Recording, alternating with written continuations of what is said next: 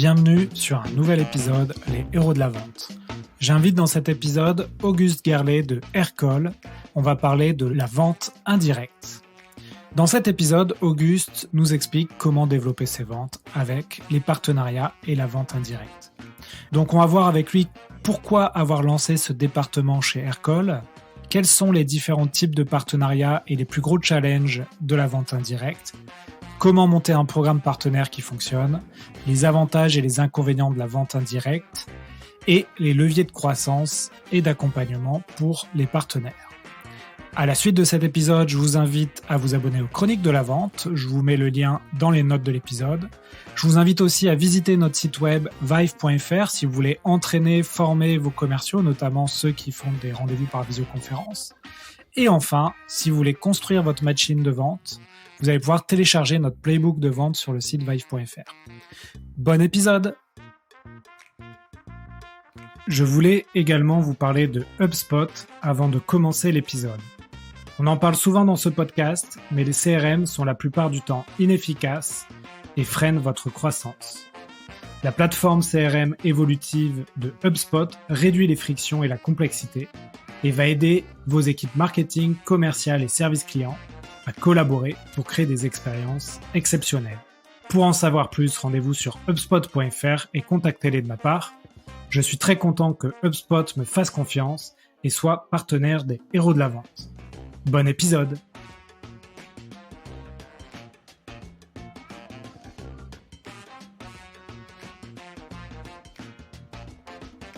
Bonjour à tous, bienvenue sur un nouvel épisode des héros de la vente. Aujourd'hui, j'ai le plaisir d'accueillir Auguste Gerlet. Auguste, bonjour. Bonjour Alexandre, bonjour tout le monde. Alors Auguste, on va commencer cet épisode par faire les présentations. Est-ce que tu peux te présenter aux auditeurs ? Avec grand plaisir. Donc, comme tu l'as si bien dit, je m'appelle Auguste. Je travaille à Aircall depuis quasiment 4 ans. Aircall, pour ceux qui ne connaissent pas, c'est une solution, c'est une startup issue de eFounders. On propose une solution de téléphonie cloud à destination des professionnels. Et au sein de cette entreprise, j'ai eu la chance de monter un pôle, le pôle Channel, qui fait partie d'une équipe partenariat. Mon métier est du coup de travailler avec des partenaires, des entreprises pour qu'elles deviennent des professionnels, des experts et même des revendeurs de notre solution. Bon, très bien, tu as déjà introduit le sujet du jour qui va être la vente indirecte. Avant ça, peut-être un petit mot sur Aircall. Aujourd'hui, vous êtes en phase de croissance. Ouais. Vous avez levé pas mal d'argent, vous allez à l'international. Mm-hmm. Là, en début 2022, vous en êtes où ? Ouais, on a maintenant, on a 7 ans. On est un peu plus de 600 collaborateurs à Aircall. On a levé récemment en série D un gros montant, plus de 150 millions, notamment soutenu par Goldman Sachs. Okay. Donc c'est un joli nom qui nous a permis un peu de valider notre solution. On a aujourd'hui plus de 5 bureaux. On a un gros bureau à Paris, un gros bureau à New York, un gros bureau à Sydney pour gérer l'Asie du Sud-Est, qui est un marché important pour nous. Puis on a des antennes aussi un peu partout en Europe. Je pense à Londres, à Berlin ou encore à Madrid. Et on est toujours en phase d'hypercroissance. Alors on commence à être une grosse boîte avec des process qui se mettent en place et bien sûr un marché qui reste hyper concurrentiel, mais voilà, on reste une belle société en hyper croissance. Ouais, pour ceux qui ne connaissent pas très bien Aircall, c'est un outil vraiment intéressant dans la vente. Moi, je l'utilise avec mes commerciaux parce que ça te permet d'enregistrer les appels, de les taguer, de pouvoir les réécouter. Moi, je les utilise beaucoup pour du coaching.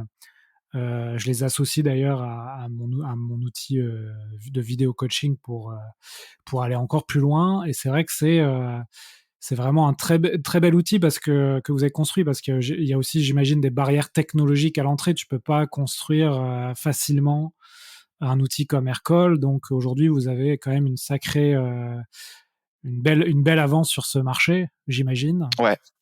Ouais, c'est très juste. En fait, même là où on va être très bon, c'est sur les intégrations, quoi. Quand tu es commercial aujourd'hui, tu utilises un CRM dans 90% des boîtes, sauf peut-être des boîtes très early stage ou alors très très à l'ancienne. Et justement, c'est avec ces intégrations aux outils CRM avec ces CRM avec lesquels on va s'interfacer, qu'on va apporter une vraie valeur ajoutée. L'enregistrement des appels dans ces outils-là, le fait d'avoir, quand tu as un appel entrant, d'avoir les informations du CRM qui remontent dans le téléphone. Donc on va être très bon. Et ouais, on a une belle avance. Alors ce qui est intéressant, c'est qu'il y a 6-7 ans, quand on commençait à pitcher ce produit-là et les intégrations, les gens nous regardaient avec des yeux ronds, ils nous disaient interfacer Aircall avec notre outil, je vois pas trop l'intérêt. Aujourd'hui, c'est quasiment automatique.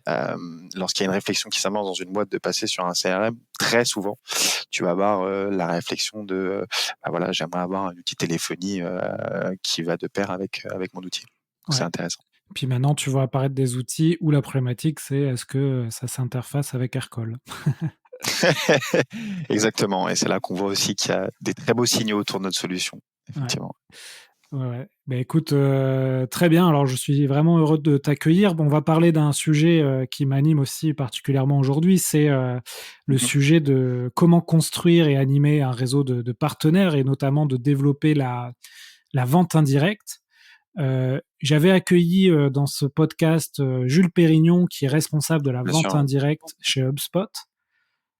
On n'a pas du tout parlé de ce sujet, mais il m'avait quand même expliqué que chez HubSpot, qui est aussi une solution SaaS très, très connue et qui se développe beaucoup dans le monde de la vente, il m'avait expliqué que 40% de leur chiffre d'affaires dépendait de leurs partenaires et de la vente indirecte. Je ne sais pas si c'est le cas aujourd'hui chez Aircall ou si c'est un objectif. Ouais, alors c'est un objectif. En fait, déjà, ce qui est important, HubSpot est une boîte assez importante pour nous parce que c'est notre intégration la plus importante en termes de nombre de clients.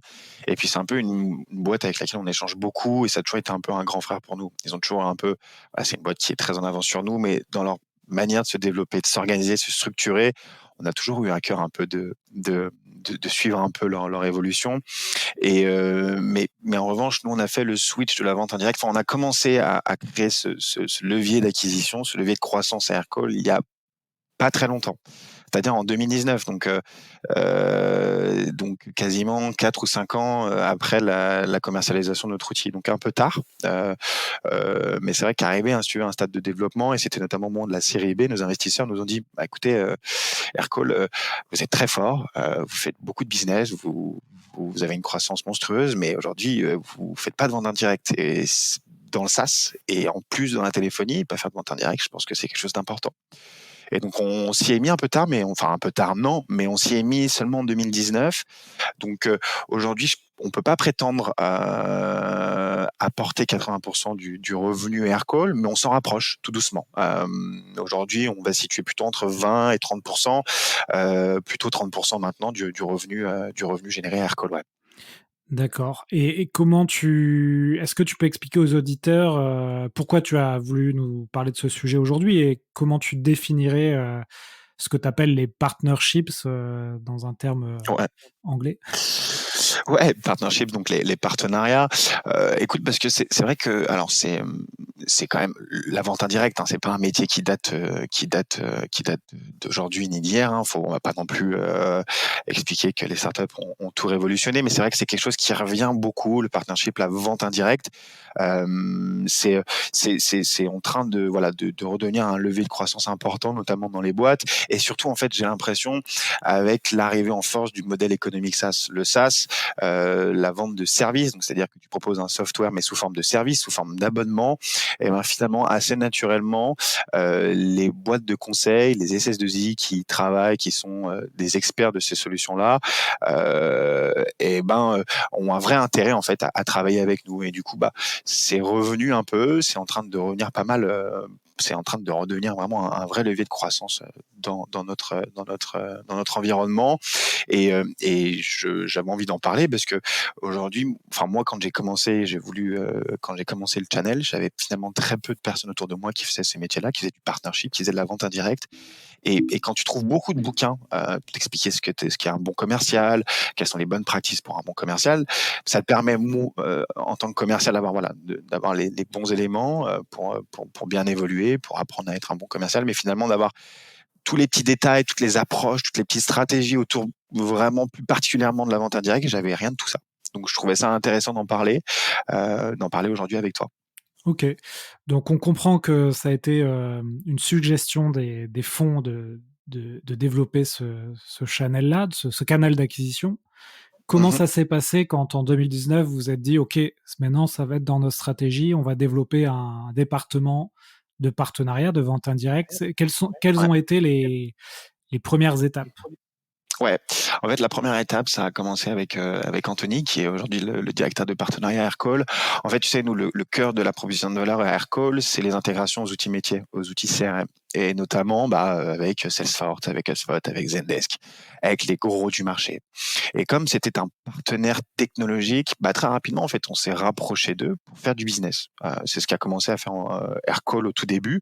C'est-à-dire qu'on parlait avec Salesforce, avec HubSpot, avec Zendesk, on leur disait: «Eh oh les gars, voilà, vu qu'on a une solution de téléphonie intégrée à votre outil, si jamais vous voyez passer un besoin en téléphonie pour vos clients CRM, n'hésitez pas à nous recommander». Et ça a commencé comme ça en fait.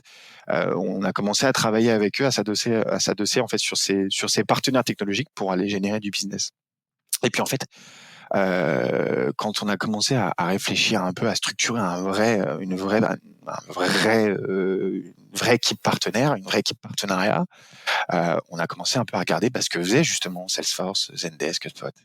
Et en fait, on s'est rendu compte que, en fait, au-delà d'avoir des partenaires technologiques eux aussi, donc des gens comme nous qui s'intègrent à leurs solutions, ils travaillaient en fait avec des boîtes qui étaient des experts de leurs solutions, qui mettaient en place leurs solutions, qui vendaient leurs solutions. Et du coup, en fait, très simplement, on a commencé un peu à regarder ce qu'ils faisaient, à regarder comment ils travaillaient, à regarder les acteurs avec lesquels ils travaillaient, en se disant que, en fait, on était comme eux, on faisait du SaaS, qu'on travaillait un peu sur le même marché, qu'on avait les mêmes cibles, et que finalement, c'était pas délirant de bosser de la même manière. Et du coup, lorsqu'on a commencé sur mon marché à monter le programme partenariat, on a suivi un peu leur stratégie. Et OK. donc ça a commencé voilà, grosso modo, et ça a commencé tout simplement, on a regardé leurs partenaires, on a regardé leur manière de travailler, et on a attaqué comme ça. D'accord, donc première étape, identifier, on va dire, la 1re source de partenariat. Donc on a bien compris les Salesforce et HubSpot, les CRM, Mmh. qui dominent le Mmh. marché. Et Exactement. deuxième étape, identifier, un deuxième type de partenaire et là, c'est comment tu les appelles? C'est des SS2I? C'est des, Ouais, alors c'est des SS2I, donc c'est des boîtes de conseil. On a ouais, commencé par là, donc vraiment les boîtes de conseil qui étaient experts du CRM, et ensuite, on a fait évoluer. En fait, au début, heu, quand tu montes, du partenariat, même si on a des exemples, si on suit un peu, ces grosses boîtes, tu es obligé un peu de ratisser un peu large, tu es un peu obligé d'un peu d'aller chercher, heu, l'acteur qui fit en fait avec notre solution, celui avec lequel, on pourrait bien travailler. Donc au début, on a commencé quand même un travail, assez, assez large voilà, on a contacté toutes les entreprises en fait qui faisaient du conseil, toutes les entreprises qui faisaient du telco, et voilà. Et puis petit à petit en fait, à force de travailler, de se rendre compte que ça marchait bien avec certaines boîtes et avec d'autres, on a réussi à trouver un peu les entreprises qui ont un vrai fit et avec lesquelles on avait envie de travailler. OK. Alors moi, je vois une difficulté quand tu t'approches de ces boîtes, c'est que quand tu proposes des partenariats, à différentes boîtes, bien sûr sur le papier, c'est très, très sexy, mais dans la réalité, en fait, c'est pas toujours évident de comment dire? De pousser une offre Mmh. plutôt qu'une autre offre. Mmh. Comment vous avez relevé un peu cette difficulté? Ouais, c'est très juste. Hem, c'est vrai que déjà, au début, on a commencé, on a dessiné les contours d'une offre partenaire, un programme partenaire, voilà, mais c'était très compliqué. Alors d'abord, je pense que, mais ça, là, j'enfonce une porte ouverte. La première chose, c'est d'avoir une validation du produit, c'est que tu aies des références.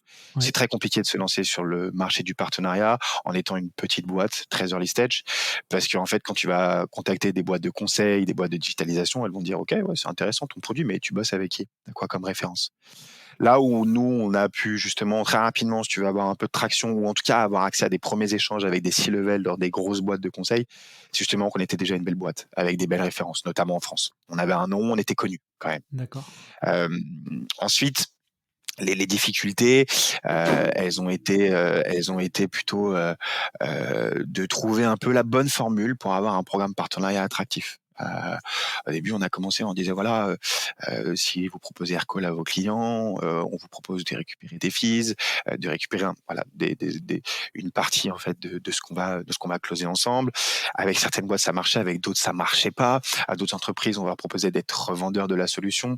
Ça les intéressait pas, à d'autres, ça les intéressait. Donc, il a fallu très rapidement en fait dessiner les contours d'une offre, pas d'une offre justement, mais de plusieurs offres. Donc, on a créé plusieurs programmes de partenariat avec des avantages et des inconvénients dans chacun des programmes pour pouvoir en fait justement répondre à différentes typologies de partenaires et avoir un programme partenariat attractif et surtout qui fonctionne.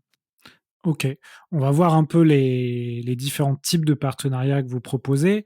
Avant ça, peut-être, donc ça, c'est une première difficulté, c'est d'actionner des partenariats. Est-ce que tu vois d'autres challenges quand tu montes un programme de partenariat?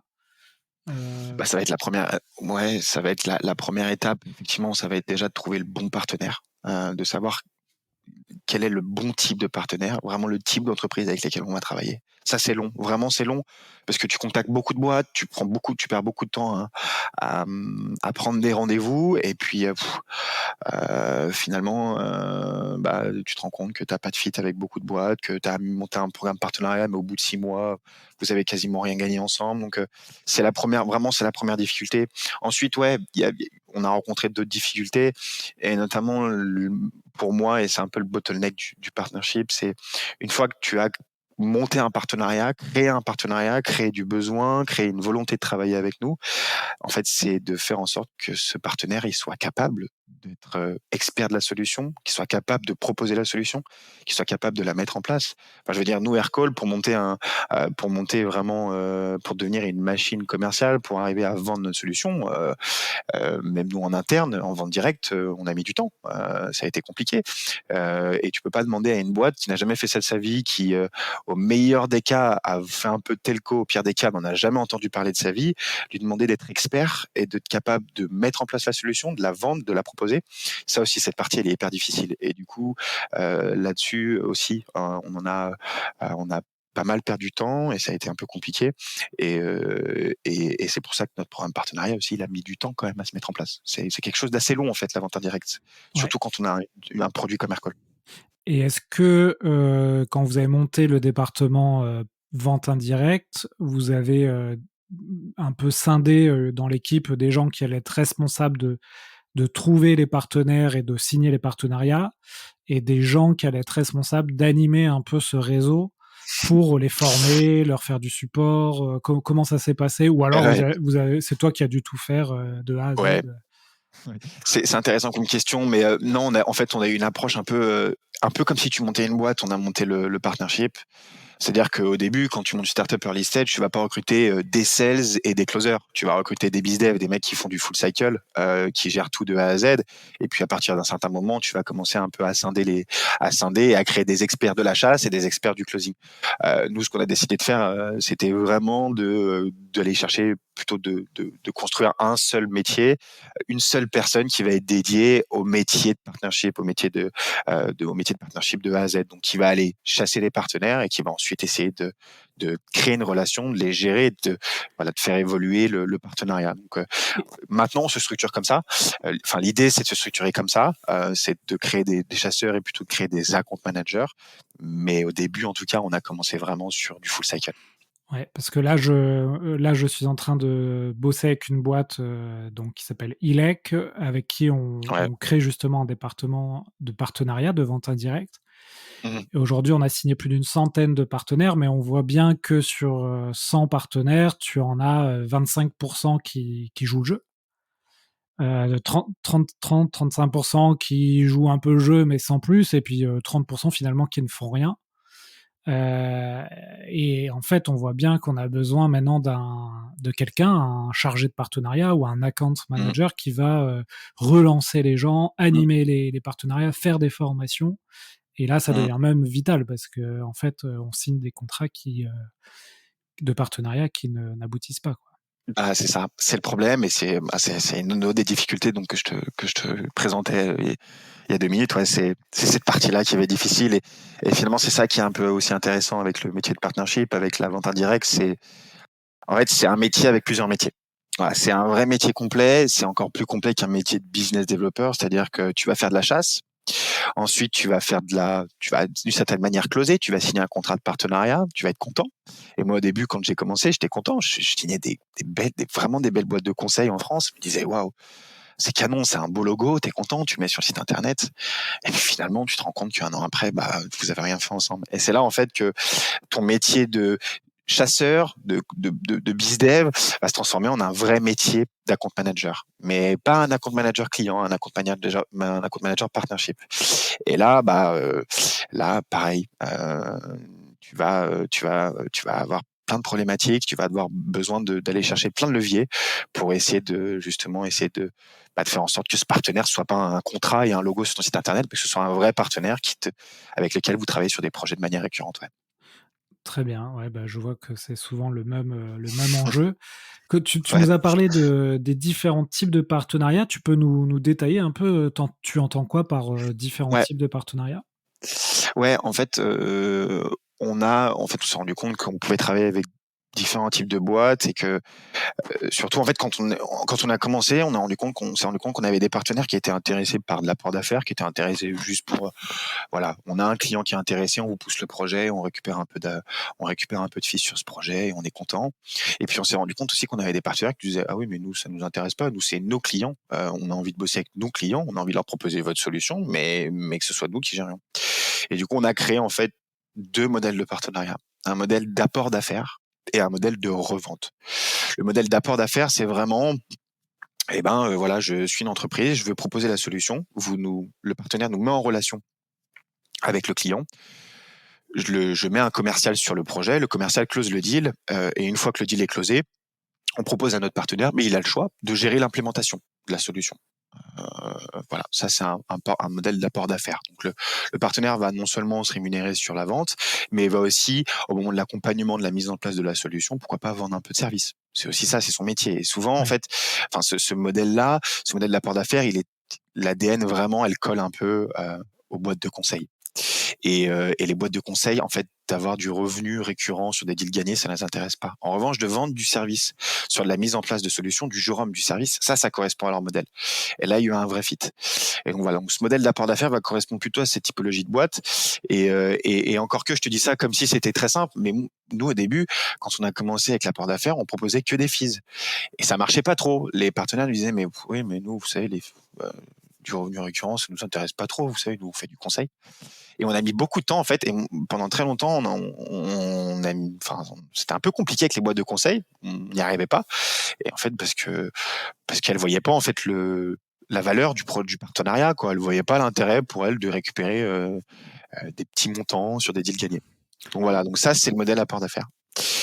Et l'autre type de partenariat, c'est la revente. Et là vraiment, c'est plutôt pour des boîtes qui ont des vraies synergies avec le monde des telcos, ou en tout cas avec le monde macro des telcos, donc c'est-à-dire tout ce qui est boîte d'infogérance, des boîtes qui mettent de l'infraréseau, qui mettent en place du hardware des entreprises, et donc du coup qui ont forcément à un certain moment mis les mains dans de la téléphonie. Et très rapidement, quand on a commencé à échanger avec ces boîtes-là nous ont dit ah non mais les gars, par contre, c'est pas vous qui faites la vente, hein, c'est nos clients, c'est nous qui gérons.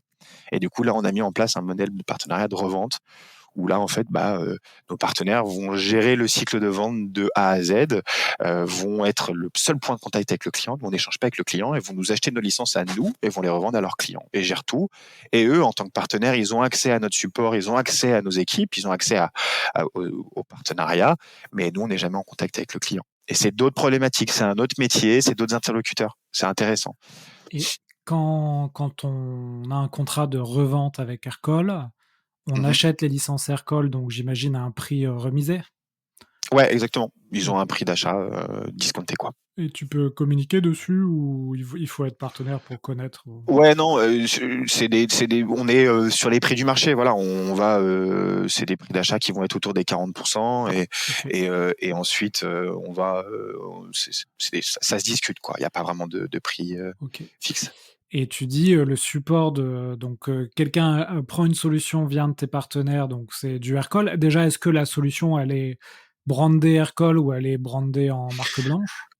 Ouais, c'est une bonne question. En fait, il y a plusieurs types de marque blanche. C'est la marque blanche commerciale et tu as vraiment la marque blanche complète. Nous, aujourd'hui, en Europe, en tout cas, on fait de la marque blanche commerciale. C'est-à-dire que on n'est jamais en contact avec le client. C'est eux qui font leur propre facture et tout. En revanche, sur le produit, tu vas voir apparaître le logo Aircall. Ok.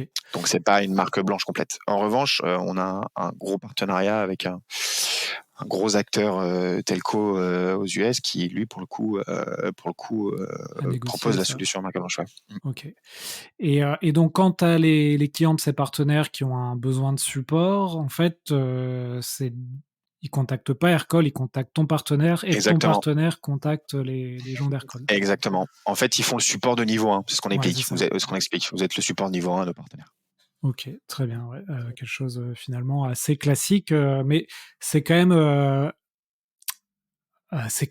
rigolo qu'en 2022, les boîtes de conseil ne s'intéressent pas plus à des modèles de revenus récurrents. Enfin, quand je dis les boîtes Mmh. de conseil, ça peut Mmh. être aussi les boîtes de formation, les boîtes de services avec qui moi je travaille et j'ai un peu ce discours-là. Mettez en place des systèmes de revenus récurrents et que Mmh.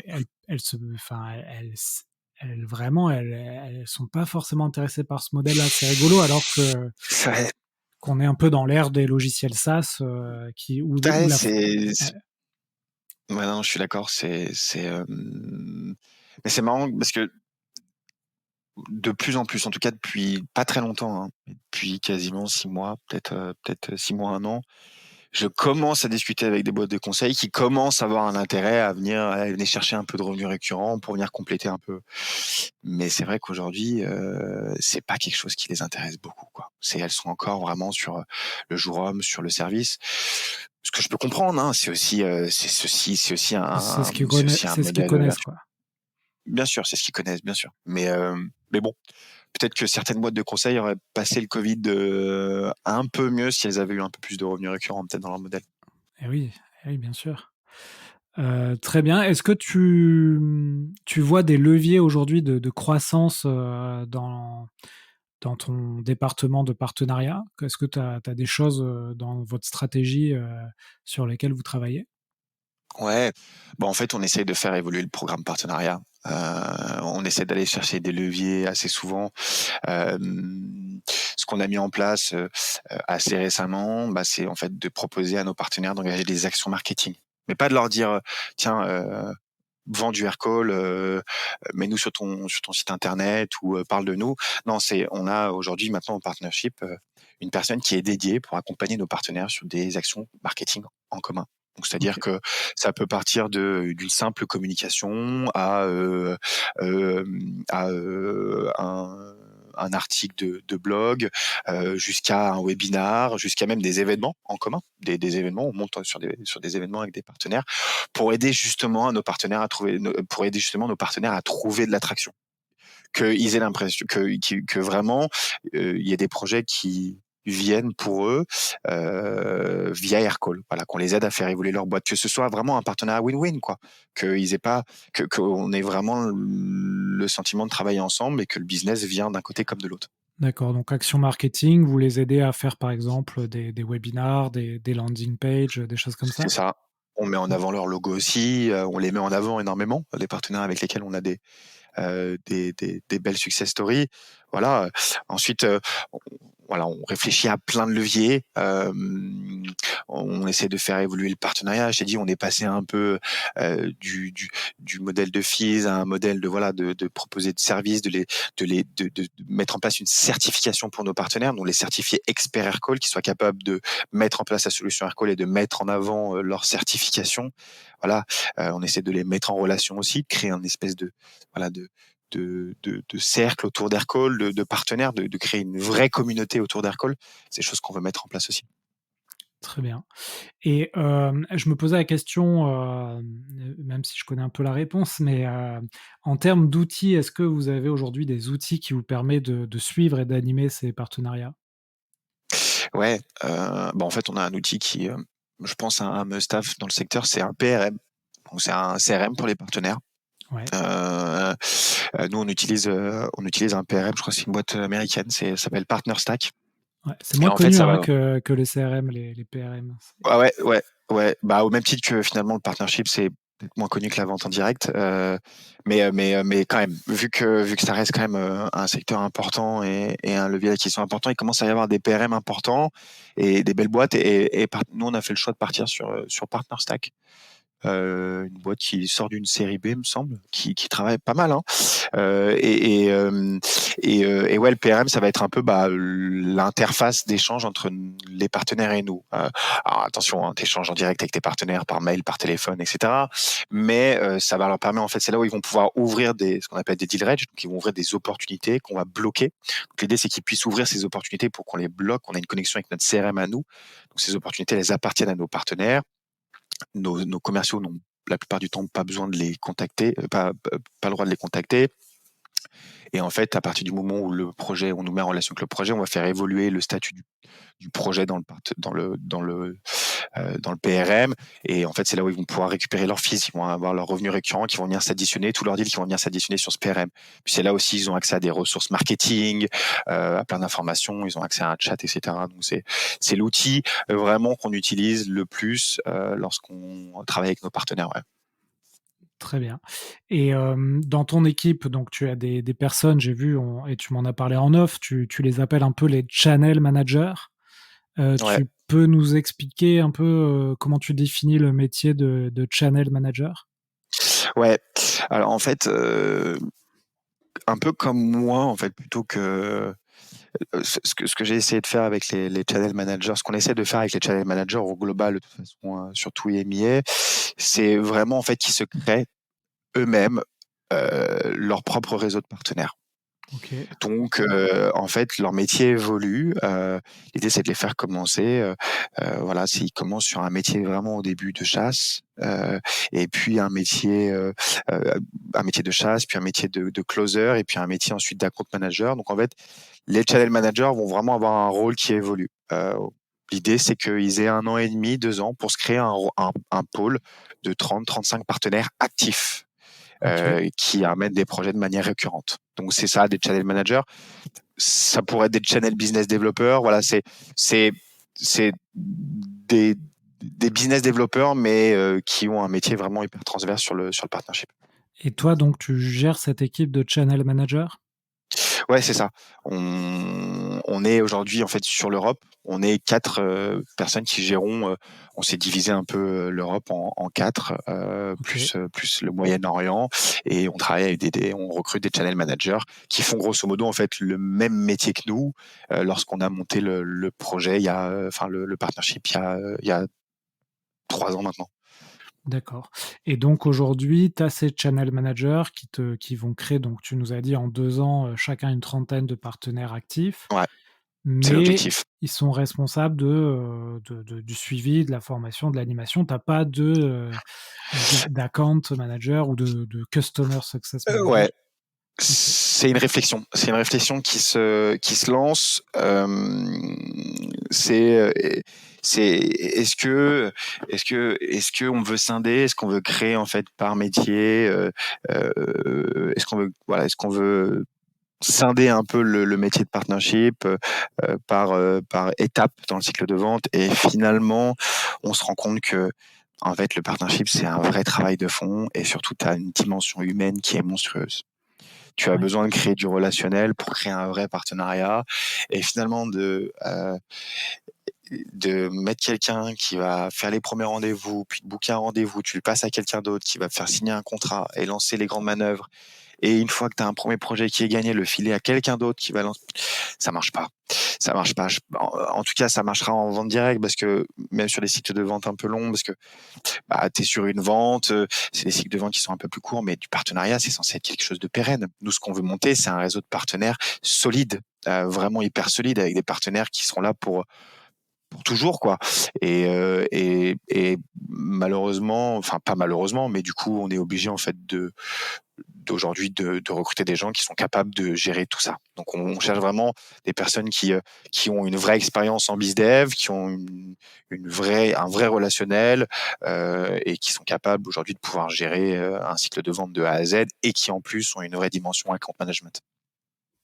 Ok, On très n'a pas bien. du tout, on n'y est pas du tout, on veut pas du tout industrialiser. Enfin, c'est pas l'idée, quoi. Je suis pas sûr que du partenariat, tu peux industrialiser. Et surtout, c'est pas le but d'aller chercher des milliards de partenaires. Le but, je pense, c'est d'avoir une base de partenaires qualitatifs qui ramènent beaucoup de projets avec lesquels on travaille sur beaucoup de projets. C'est ça, en Et fait, pour donc, en moi, fait, une bonne équipe. vraiment être sur la qualité plutôt que sur la quantité. C'est ça. Et si c'est de la qualité, du coup, ces partenaires-là vont nous apporter de la quantité. C'est comme ça que ça fonctionne plutôt. Ok, donc c'est intéressant. Un channel manager, selon toi, peut gérer jusqu'à, enfin en tout cas pour Aircall, hein, peut gérer jusqu'à Ouais. 30, une trentaine de partenaires. Au-delà, ça Ouais. semble compliqué. Ouais, après, ça va dépendre un peu de. C'est conjoncturel aussi, hein, tu sais. Tu as des partenaires qui vont avoir plus d'activité à un moment, tu vois là. Mais globalement, ouais, une trentaine de partenaires très solides. Et ensuite, s'ils ont du temps libre, ils pourront essayer d'aller chercher d'autres partenaires. Forcément, il y a des partenariats qui vont évoluer, il y en a qui vont peut-être prendre moins de place, qui vont peut-être même parfois s'arrêter. Auquel cas, voilà, tu pourras toujours aller chercher une base de nouveaux partenaires. Moi-même, j'aime bien encore aller chercher des nouveaux partenaires, discuter avec des boîtes qu'on connaît depuis très longtemps, qu'on n'a jamais eu, et essayer de monter des nouveaux partenariats. Il faut s'appuyer sur une base solide, mais c'est toujours intéressant aussi de continuer à essayer d'aller chercher d'autres partenaires. Très bien. Si tu peux résumer rapidement la différence entre une vente directe et la vente indirecte, ce serait quoi selon toi les points, les gros points de différence? C'est des cycles de vente qui sont beaucoup plus longs, même sur des boîtes avec des ARPA monstrueux, et donc du coup directement, intrinsèquement des cycles de vente plus longs. Sur du partenariat, tu es sur vraiment un travail de longue haleine. Pour moi, c'est vraiment la différence. Et puis ça va être aussi l'approche. Euh, voilà, moi on m'a toujours dit que un bon commercial, et que quand tu achètes un produit, tu achètes d'abord pour la personne, pour le commercial. Je pense qu'en partnership, c'est encore plus vrai, quoi. C'est hyper important de créer du vrai relationnel pour arriver à monter des vrais partenariats. Et d'ailleurs, euh, un élément qui est intéressant à ce niveau-là, c'est que on fait quasiment que de la vente en ligne à Aircall. Tous nos commerciaux vendent à distance. Au partenariat, on se balade beaucoup. On va voir nos partenaires, c'est important. Ah oui, ok. Ouais. Tu fais un peu de présentiel. Je fais un peu le VRP à l'ancienne. Ok, très bien. Mais c'est cool. Vraiment, c'est sympa. C'est une Ouais. dimension intéressante du boulot. Et aujourd'hui, tes partenaires qui fonctionnent le mieux distribuent d'autres produits, technologies, ou ils signent un partenariat exclusif de distribution Non, Aircall? non, on n'a pas envie de monter des partenariats exclusifs. Ok. Euh, Déjà parce qu'on n'est pas encore arrivé à ce niveau-là de développement, et puis parce que c'est pas intéressant. Nous, on a envie d'avoir des boîtes qui sont capables d'avoir que Aircall pour eux ce soit une vraie valeur ajoutée, que ça leur permette d'avoir une vraie dimension sur la téléphonie. Mais on va pas leur dire ouais, bah vous faites que du Aircall. Non, on a envie justement que ce soit des boîtes qui soient fortes, qui soient des belles boîtes, donc qui soient capables de proposer plein de solutions de digitalisation, ou qui soient capables de proposer voilà des solutions qui se complètent, quoi. Vendre que du Aircall, pourquoi pas? Évidemment, on a des boîtes qui le font et qui le font très bien, mais on n'obligera jamais une boîte à travailler exclusivement avec nous. Ça n'a pas vraiment d'intérêt, ni pour eux ni pour nous. Ok, très bien. Mais écoute, Auguste, on arrive à 35 minutes d'interview. On a eu une bonne introduction, une explication de comment vous avez trouvé les premiers partenaires, structuré une équipe, proposer ce programme-là à vos partenaires et avec les différents enjeux et les différentes difficultés et avantages. Est-ce que tu vois d'autres choses à partager avant qu'on passe aux questions de la fin? Non, écoute, je pense qu'on a fait un bon tour, un bon tour, donc je pense avoir pas de choses à rajouter, non. Ouais, et puis tu nous as parlé aussi de cet outil. Tu peux nous rappeler le nom de l'outil que tu utilises? Ouais, c'est Partner Stack, en un Partner seul Stack. mot, Partner Stack, ouais. Ok. T'en avais vu d'autres ou c'est... Ouais, on avait regardé Salesforce, ils ont un PRM, Ok. donc on a regardé le PRM de Salesforce. Voilà, sinon non, il y a des gros acteurs, mais c'est vrai qu'on était vite parti sur celui-là. Ok. Ok, super. Écoute, très bien. On va passer aux questions de la fin. Donc, c'est des questions que je pose à tous les invités. et qu'on retrouve aussi dans d'autres podcasts maintenant, hein, c'est un peu des questions qui reviennent souvent. En termes de contenu, toi, tu as des contenus à conseiller aux auditeurs sur l'entrepreneuriat ou la vente ou le partenariat?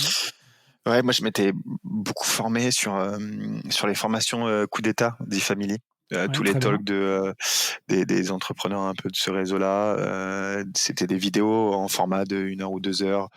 Tu avais, la partie VC avec Jean de la Roche-Brochard, avec Oussama Hamar et après avec des entrepreneurs hyper intéressants et puis sinon, bah, pas mal de podcasts, hein. Moi en fait, j'écoute, voilà, j'écoute des podcasts et j'écoute surtout j'aime bien écouter les entrepreneurs de la French Tech. Ouais. Voilà, tu vois, j'avais beaucoup aimé, chez toi l'interview de Romain Héliard de YouSign, de Erwan Gauthier de Ornicar. Voilà, j'aime bien m'inspirer de ces mecs-là. Ouais, donc plutôt des podcasts, qui parlent de la vente dans des belles startups, des belles Ouais, scale-up, ouais, OK. ouais, c'est ça. Et en termes de livres, est-ce que tu as des choses aussi, à Ouais. conseiller? Alors moi, quand je bouquine, c'est plutôt pour décrocher, j'avais quand même, quand j'étais étudiant, mais j'en ai encore, des grosses ambitions entrepreneuriales. Et du coup, je m'étais fait des classiques. Je m'étais fait le Lean Startup d'Eric Rice, Ouais, cet entrepreneur bon, que tout le monde connaît, le mec qui a théorisé un peu la méthode agile avec des circuits d'itération courts et de la prise de feedback. Donc c'était intéressant. Et puis je m'étais fait aussi L'art de se lancer de Kiki Kawasaki, ce oui. VC de la Silicon Valley là, qui nous explique un peu ses expériences des grosses boîtes qu'il a accompagnées dans la Silicon Valley et ce qu'il faut faire et pas faire dans les gros classiques que je me suis fait. Ouais, très bien ce petit bouquin, il se lit, hyper rapidement. Il se lit hyper vite, ouais. Ouais. En termes d'outils, de routines qui t'aident à être performant au quotidien, tu utilises, tu as des choses? Ouais, ouais, j'ai pas inventé grand-chose. J'utilise, bah, évidemment mon CRM, je l'utilise énormément. J'utilise notamment dans tous les CRM avec lesquels je bosse le système de tâches. Donc c'est-à-dire que tous les jours, j'ai des tâches par rapport à des partenaires, avec lesquels je dois travailler, des choses que je dois faire, qui permettent d'avoir une approche hyper rigoureuse du boulot et de rien rater. J'utilise aussi beaucoup Slack. Bon, à condition que tu l'utilises à bon escient, hein, mais je pense que c'est un truc assez important. Et puis, bah, bien sûr, en toute objectivité, utiliser Aircall quand on fait de la vente, avoir une solution, avoir Aircall intégré à son CRM pour pouvoir passer recevoir des appels, c'est un must-have. Évidemment, on en a parlé, j'utilise PartnerStack et puis j'utilise Notion pour mes notes, pour l'organisation de mes rendez-vous et puis LinkedIn. Franchement, LinkedIn, c'est un sacré outil. Alors moi, je suis pas du tout social selling. Enfin, j'essaye, mais je suis pas très fort. C'est pas quelque chose que je fais naturellement. Mais pour activer mon réseau pro, pour suivre mon réseau pro, et puis même pour contacter des C-level dans des grosses boîtes, c'est beaucoup plus percutant d'utiliser LinkedIn que d'envoyer des mails parce qu'en fait, les boîtes mail des C-level, elles sont inondées par des sales qui leur envoient des mails tous les jours. Et du coup, quand tu balances des mails à des C-level, ça marche pas trop. Alors que LinkedIn, bah, ils ont très vite vu de voir ton profil et de voir un peu qui tu es. Et du coup, bah, ça répond pas mal. Donc, j'utilise pas mal LinkedIn aussi, ouais. OK. OK, très bien. Et Notion, c'est un outil que vous utilisez chez Aircall ou c'est juste toi personnellement qui l'utilises? Ouais, non, non, c'est un outil qu'on utilise chez Aircall Notion, ouais. OK, très bien. J'ai, découvert ça aussi ces derniers mois, c'est un bel outil aussi. Ouais, ouais, c'est pas mal, ouais. OK. Aujourd'hui, toi, est-ce que il y a une compétence, que tu n'as pas et que tu rêverais d'avoir? Ouais, c'est assez classique, mais j'ai toujours envie d'avoir des vraies compétences techniques, et notamment sur du dev, tu vois? D'être capable un peu de pouvoir comprendre vraiment techniquement, ce qui se passe, Ouais. derrière les solutions que je vois, quoi, et que j'utilise. Ouais, ça aussi, c'est quelque chose, que je m'étais mis en tête. J'avais commencé à faire des cours en ligne de dev et puis, je Ouais. me suis dit: Ouais. «Bon, finalement, j'ai d'autres qualités, on va». Ouais. Moi aussi, je me rappelle, je m'étais mis pendant mes études, j'avais commencé à regarder des cours en ligne, et cetera, mais ouais, je crois que vraiment, je dois pas être fait pour ça, quoi, malheureusement. Ouais, et il faut s'y coller, hein. Mmh.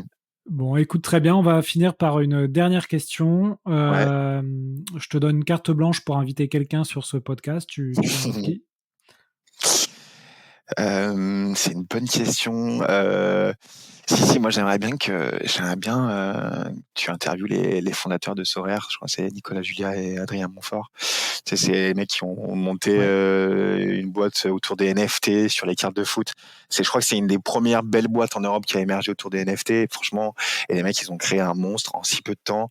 Et surtout, je serais vraiment curieux de connaître un peu déjà comment est sortie l'idée, leur vision du marché, et puis comment ils en sont arrivés à faire ça autour du foot et où est-ce qu'ils veulent aller. Je pense que ce serait hyper intéressant. Je pense que les mecs sont très, très forts.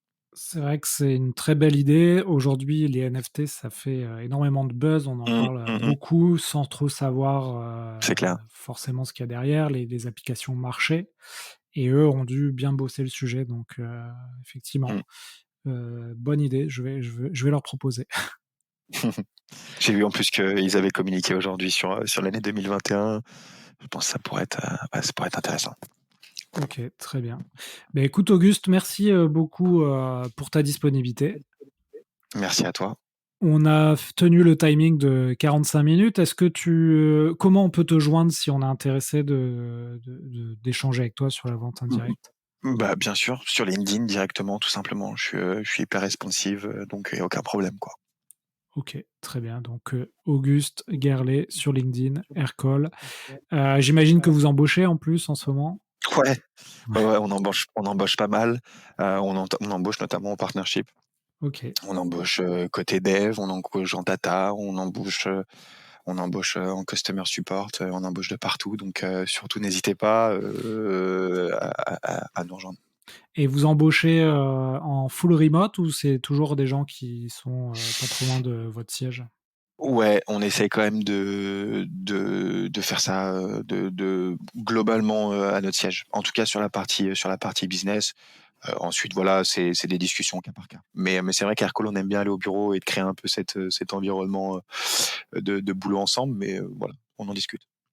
Ok, super. Bon, bah écoutez, si l'épisode vous a plu, notez-le 5 sur 5 sur Apple Podcast, partagez-le, c'est toujours un peu les mêmes phrases, mais il paraît que ça marche. Et puis, n'hésitez pas à aller sur vive.fr, vous avez plein d'autres choses, des livres blancs, du contenu, un playbook de vente à télécharger, et vous pouvez bien sûr en parler autour de vous. Auguste, à très bientôt, passe une belle fin de semaine, et puis bonne année 2022 donc. Merci beaucoup, bonne année. Allez, salut. Voilà, j'espère que l'épisode vous a plu. Quelques infos avant de vous laisser. Donc, nous avons créé, en plus de la newsletter et du podcast, un TikTok sur la vente. Donc, vous tapez les héros de la vente sur TikTok, vous allez tomber dessus. J'espère que ça vous plaira. Nous avons aussi travaillé pendant 6 mois pour sortir un playbook de vente. Je vous en ai parlé un peu en intro. Donc, c'est un guide de 50 pages qui répertorie tous les conseils que j'ai eus dans ce podcast pendant 2 ans. Donc, il y a un gros travail qui est fait là-dessus. On le vend 49 € sur notre site internet vive.fr, vyfe.fr. Vous pouvez le télécharger, l'avoir en PDF, en Word, en Google Doc, etc. Et surtout, je vous conseille de le mettre à votre sauce, c'est-à-dire que vous allez pouvoir mettre vos propres informations dans ce playbook et vous allez pouvoir le passer à vos collègues. Et ça va vous aider à faire des rendez-vous, à prospecter, à closer, à négocier. Donc voilà, j'espère que ça vous plaira. Pour ceux qui ont écouté le podcast jusqu'ici, il y a un code promo, c'est VYFE20, donc V majuscule YFE20, et vous pourrez avoir un code promo, une remise de 20% sur le playbook. Voilà, c'est pour vous remercier d'avoir écouté jusqu'à la fin ce podcast. À bientôt tout le monde!